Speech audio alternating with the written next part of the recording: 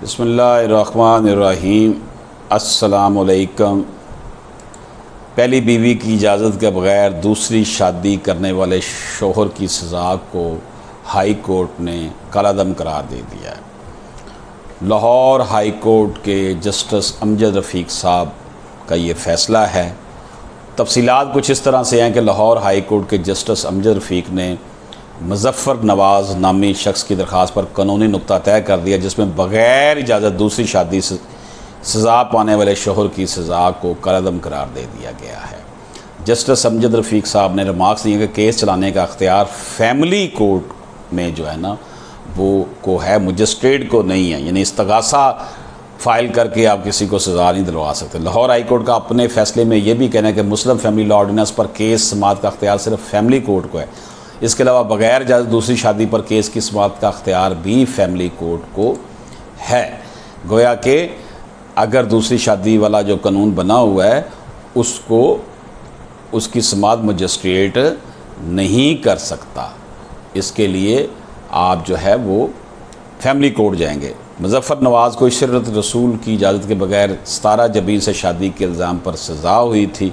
पहली बीवी की शिकायत पर मजिस्ट्रेट ने मुज़फ़्फ़र नवाज़ को 3 माह कैद और 5 लाख रुपये जुर्माने की सज़ा सुनाई थी। बग़ैर इजाज़त विदाउट प्रायर परमिशन उसने शादी की तो उसकी बीवी ने केस कर दिया। मजिस्ट्रेट के फ़ैसले के ख़िलाफ़ सेशन अदालत ने भी अपील खारिज कर दी थी।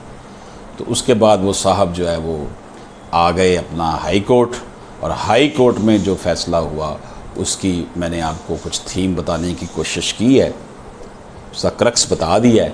तो ये देखते हैं जनाब। इस केस की हेयरिंग 13/9/2021 को ही, और ये नरेट किया गया है 2021 LHC 4594। बहुत से मेरे यंग लायर बेटे बेटियां मुझसे क्वेश्चन करते हैं कि आप हमें बताएं कि जनाब इसका केस ला क्या है। देखें, एक तो तकरीबन 3000 वीडियोस अब तक मेरी हो चुकी हैं यूट्यूब पर, तो इसलिए मुमकिन नहीं होता सब याद रखना। इसलिए आप गौर से वीडियो सुना करें। अगर मेरे पास अवेलेबल हो तो मैं ज़रूर वीडियो में बता देता हूँ। दूसरी बात यह है कि ये जो मेरा channel Ashraf Aasmi advocate YouTube channel है, इसके साथ साथ हमने एक और लीगल चैनल बनाया हुआ है, कोजेंट लीगल सॉल्यूशंस के नाम से। आप उसे भी सब्सक्राइब करें। उसमें भी वीडियोस होती हैं, लेकिन ये वाली वीडियोस नहीं, उसमें डिफरेंट वीडियोस होती हैं। वो हमने एक बैकअप के लिए बनाया हुआ है, या उस चैनल पर हम जो दीगर माहिरीन क़वानीन हैं उनसे भी इस्तिफ़ादा करते हैं और उनसे भी हम सीखते हैं।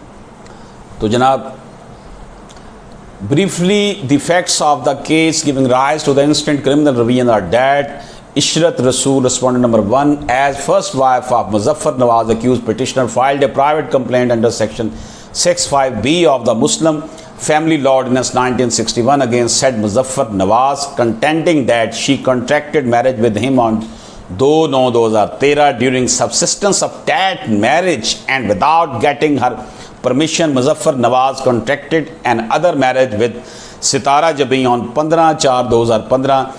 The said complaint was marked to the magistrate section 30 Rahim Yar Khan, who after recording evidence summoned the accused, framed the charge, recorded evidence of respective parties, and on conclusion of trial, white judgment dated 17/5/2019 convicted the accused petitioner under section 65B of the Muslim Family Law Ordinance 1961 and sentenced him to simple imprisonment for 3 months with fine of 500,000 rupees। 5 lakh रुपये जुर्माना जे याद रखना। दूसरा ब्याह बगैर इजाज़त करन तो। In case of default in payment of fine, the accused was to further suffer simple imprisonment for 2 months। अगर वो नहीं देता पैसे फाइन तो उसे 2 माह की और सज़ा होगी। Against his said conviction and sentence, the accused petitioner filed an appeal before the learned additional session judge Rahim Yar Khan, which was dismissed. White judgment dated 12/9/2019, hence the instant criminal revision। बीवी ने magistrate साहब को जाके शिकायत की कि मेरे खावंद ने मेरी इजाज़त के बगैर शादी कर ली है सितारा जबीन के साथ। इशरत ने जाकर कहा।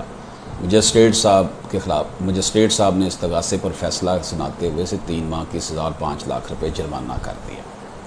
वो जनाब वो साहब जो हैं मुज़फ़्फ़र साहब, वो इसके फ़ैसले के ख़िलाफ़ आए। एडिशनल सेशन जज की अदालत में, उन्होंने भी सज़ा को बरकरार रखा। अब वो बंदा हाई कोर्ट पहुंच गया। The main stance of lord counsel for the petitioner is that the complaint filed by the respondent could only be tried by the family court and not by a magistrate, and here in this case, as the complaint was tried by a magistrate who had no jurisdiction in the matter, therefore the entire proceedings including the trial would stand vacated. अब देखें ना, सारा कुछ करने के बाद, उस बंदे को तंग करने के बाद, जलील होने के बाद, धक्के खाने के बाद, अब आकर फैसला हुआ जी मजिस्ट्रेट साहब तो मिजाज नहीं थे, तो मजिस्ट्रेट साहब को भी तो सज़ा मिलनी चाहिए ना। मजिस्ट्रेट साहब ने क्यों कार्रवाई की जब उसके मिजाज ही नहीं थे? वो अब हायर अथॉरिटी से इजाज़त लेते, हाई कोर्ट से रिजू करते, पूछते कि जनाब ये आपके रूल्स एंड रेगुलेशन के मुताबिक मैं कर सकता हूँ या नहीं, ये फैमिली कोर्ट का केस है। और उन्होंने जनाब झट से सज़ा दे दी। वो बंदा सेशन कोर्ट गया, सेशन कोर्ट में भी जनाब जज साहब ने कहा कि मुझे क्या ज़रूरत है सोचने समझने परेशान होने की, आपे हाई कोर्ट देखती रहेगी, जो करना हाई कोर्ट करे, मैं तो भार चुकदा ही नहीं। It is the main reason behind it कि हमारे अदारे अपने ऊपर ज़िम्मेदारी लेने की बजाय अपनी ज़िम्मेदारी से जान छुड़ाते हैं कि यार इसे खारिज करो, अपे उतले वाले वेखते रहने दे। मैंने बारहा अर्ज़ किया है, हर फोरम पर बात की है कि ये जो सिविल जजेस और एडिशनल सेशन जजेस लेवल पर जो फैसले ऊपर जाकर बहाल हो जाते हैं या ठीक हो जाते हैं सुप्रीम कोर्ट में या हाई कोर्ट में, ये जो फैसले नीचे गलत करते हैं सेशन सिविल में या मजिस्ट्रेट लेवल पर, इनके ख़िलाफ़ कार्रवाई होनी चाहिए इन जजेस के ख़िलाफ़। कि अगर हाई कोर्ट के जज को पता कि ये गलत है तो क्या उसे नहीं पता? वो तो डायरेक्टली अवामुल नास के साथ अटैच है, बहुत ज़्यादा ट्रायल कर रहा होता है। ट्रायल कोर्ट में ज़्यादा जो है वो चीज़ें देखी जाती हैं। एपीलेट कोर्ट ने तो बस एक बात सुननी है, फैसला कर देना है। The main stand of learned counsel for the petitioner in hand that complaint filed by the respondent could not only be tried by family, से family court सुन सकती थी, ये petitioner ने कहा। On the other hand, learned counsel for the complainant respondent opposed the above arguments and contending that even if there was some error in the forum of trial, the same stood rectified in appeal before the learned appellate court। उन्होंने कहा जी ठीक है, अगर trial court जो magistrate के पास हम गए थे उसमें अगर कोई गलती है भी तो उसके बाद अपील में तो हम सेशन जज के पास भी गए, इसलिए वो गलती रेक्टिफाई हो गई है। After hearing the arguments of learned council for the parties, the moot point here in this case turns out to be that what would be the proper forum to try a complaint under section 65B of the Muslim Family Law Ordinance 1961। तो जनाब honourable Lahore high court ने यह कहा कि दोनों तरफ के free can की बातें सुनने के बाद अब मूट पॉइंट ये है, पॉइंट अहम ये है, डिसाइड करने वाली बात ये है कि क्या magistrate complaint under section 65B जो है वो सुन सकता है या नहीं सुन सकता। Section 6 sub section 5B Muslim family ordinance 1961 को सुन सकता है या नहीं। जुडिशल मजिस्ट्रेट्स सिंपलिस्टर और नेसेसरली इट बी अ जज family court who may also enjoy the powers of A judicial. कहा जनाब फैमिली जज के पास तो खुद पावर होती हैं जुडिशल मजिस्ट्रेट की, इसलिए उधर जाने की क्या ज़रूरत है, ये ऑनरेबल हाई कोर्ट कह रही है। As required by section 20 of the waste Pakistan family code. तो ये किताबों में 1964 से लिखा हुआ है, लेकिन उस मजिस्ट्रेट साहब ने फ़ौरन केस पकड़ के जनाब ना बंदे को सज़ा दिलवा दिया। Before proceeding further relevant provision section 5 and section 10 as amended by family courts amendment ordinance 2002 of the waste Pakistan family court act 1964 are reproduce as under jurisdiction की बात की है जी। Subject the provision of the Muslim family law ordinance 1961 and the conciliation courts ordinance 1961, the family court shall have exclusive jurisdiction of entertain. तो जनाब ये उसके पास वो खुद मजिस्ट्रेट का अख्तियार भी उसके पास है, फिर ये वो फैमिली कोर्ट है तो किसी और मजिस्ट्रेट के पास जाने की कोई ज़रूरत नहीं थी। Therefore, once it is settled that per force of section 20 as amended by Family Court Amended Ordinance 2002 of the West Pakistan Family Court Act 1964. Only the Family Court had the jurisdiction to try a complaint under Section 65B of the Muslim Family Law Ordinance 1961. Trial conducted by magistrate was blatant violation of Article 175 2 of the Constitution of Pakistan as reproduced this thing in the judgment. तो जनाब family court में ये होना चाहिए था। उसने कहा जी बड़ा बड़ा ब्लंट मारिया है जोड़ा मजिस्ट्रेट साहब ने किया है, तो मजिस्ट्रेट साहब की भी हूँ ECR च कुछ लिखना चाहिए ना कि जनाब तुसी एवें धक्केशाही लाई है। It is not fair. देखें ना, एक बंदे को साल 1.5 साल अदालतों में धक्के खाने के बाद पता चला जी ये अदालत मजाज ही नहीं है इस फोरम की।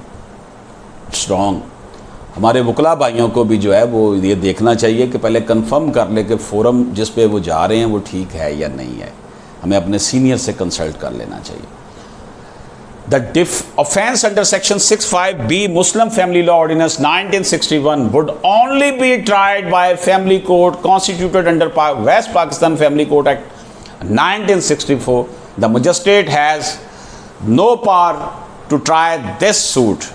तो दोस्तों, दिस वेरी इंपॉर्टेंट जजमेंट जिसमें ये करार दिया गया, मैं आखिर में फिर आपकी खिदमत में पेश कर देता हूँ कि लाहौर हाई कोर्ट के ऑनरेबल जज जनाब जस्टिस अमजद रफ़ीक साहब ने जजमेंट दी है।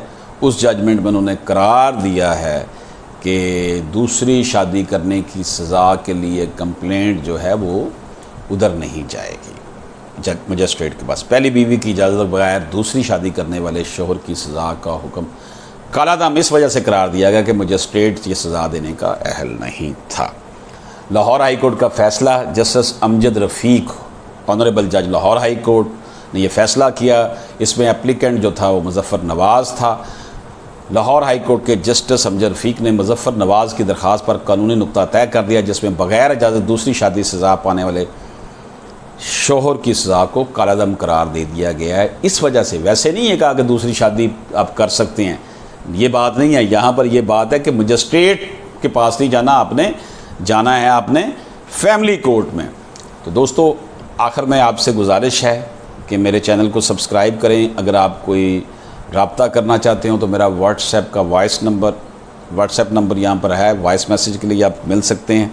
और हमारा जो दूसरा लीगल चैनल है कोजेंट लीगल सॉल्यूशंस के नाम से, कोजेंट लीगल सॉल्यूशंस के नाम से आप उसे भी सब्सक्राइब करें।